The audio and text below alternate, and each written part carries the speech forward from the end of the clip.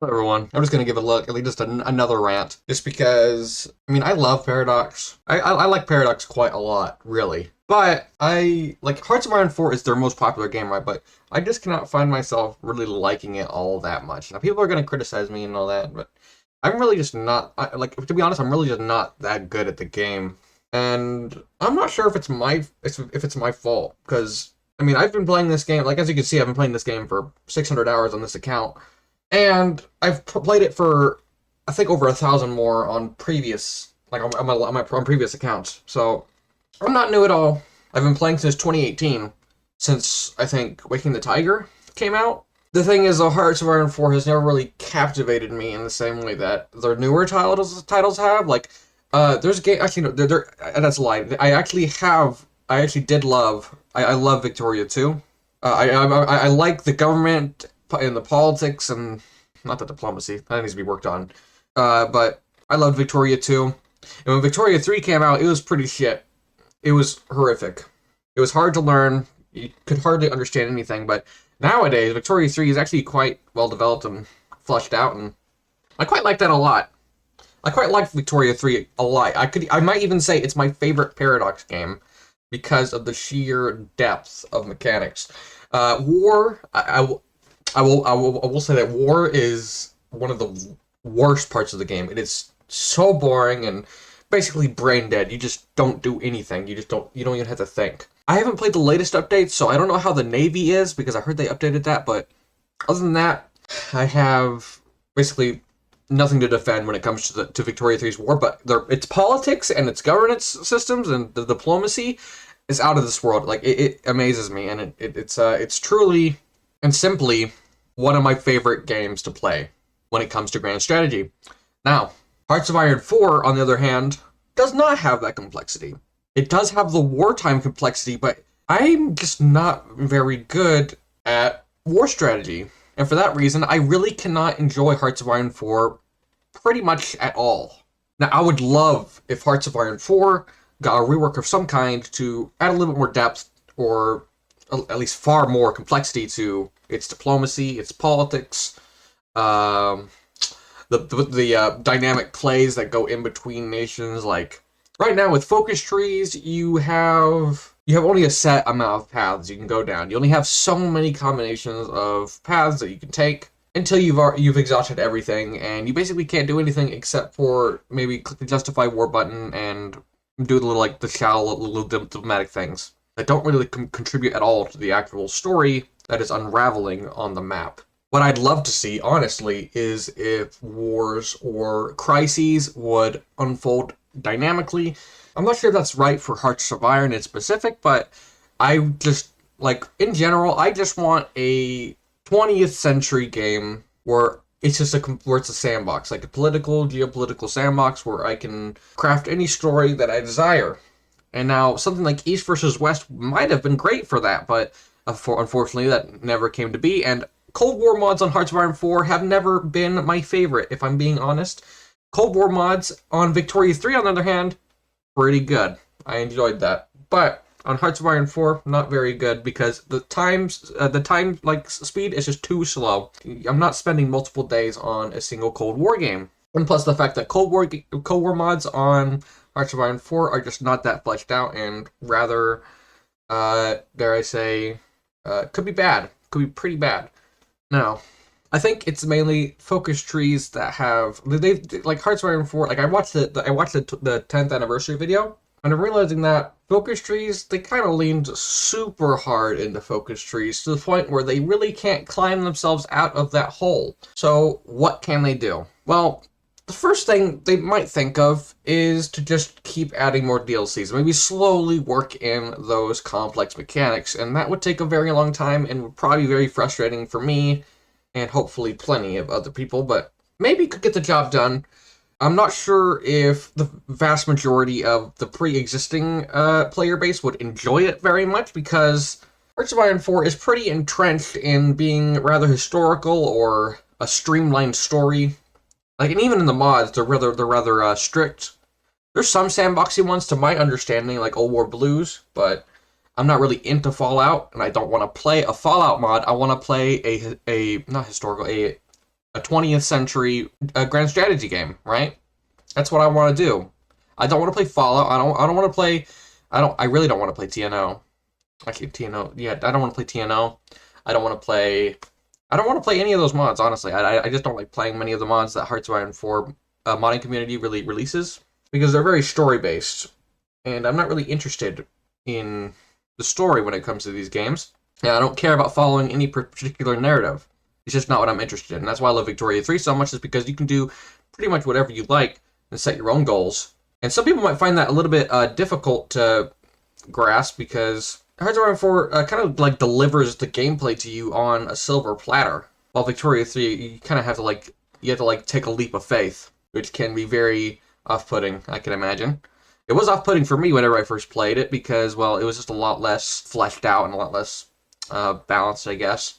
Balanced in favor of making it easier for the player rather than just adding unnecessary complications. The second thing they could do is maybe, just maybe, they could pull a Counter-Strike 2 and just import the game to a new engine so that they can, so that the modding community can carry the game forward and create even more complex shit. I would love this personally because I have also been modding Hoi 4 for years since I first played the game. I really would not mind if they just merely ported the game to a new engine.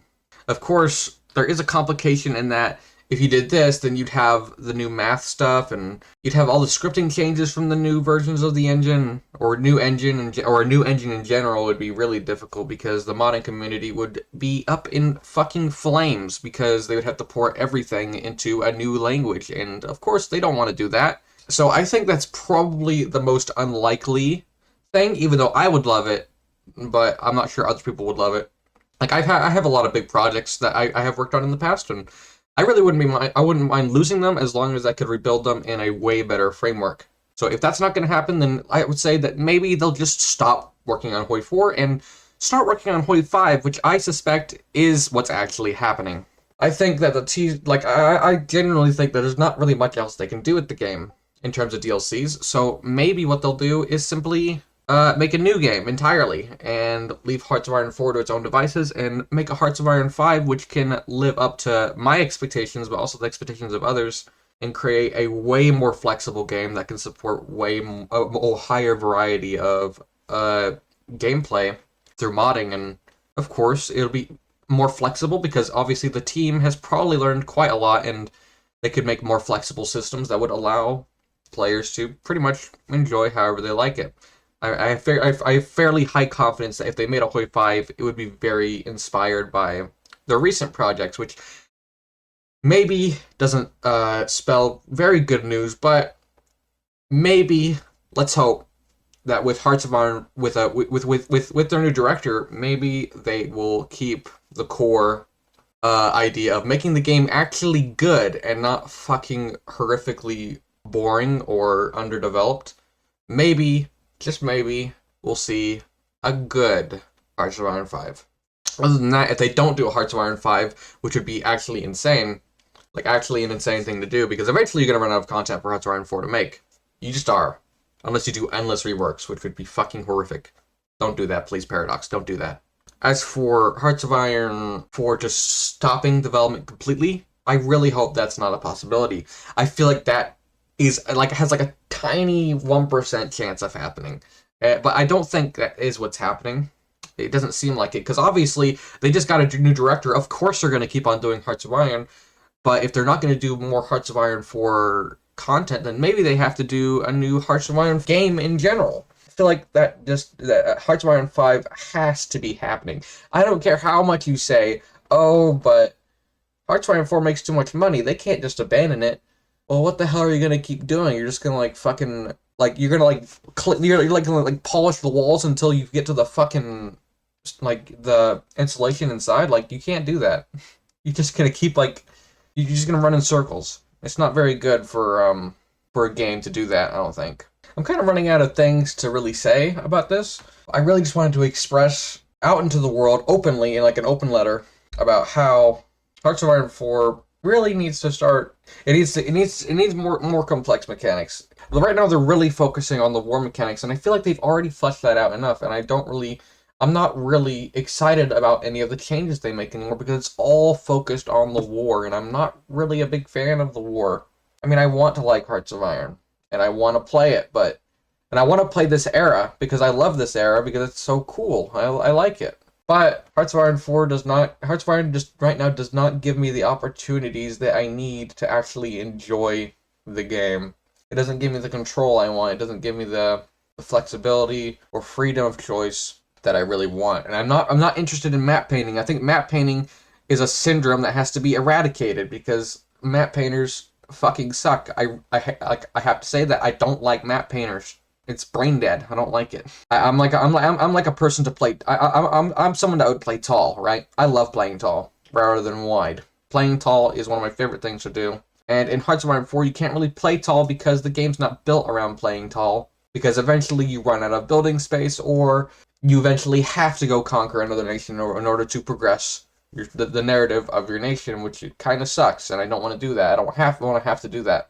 So I'm proposing that they do flesh out those diplomacy, political, just geopolitical mechanics in general, rather than like solely honing the war mechanics. They need to start honing the diplomacy, the politics, that in general, really.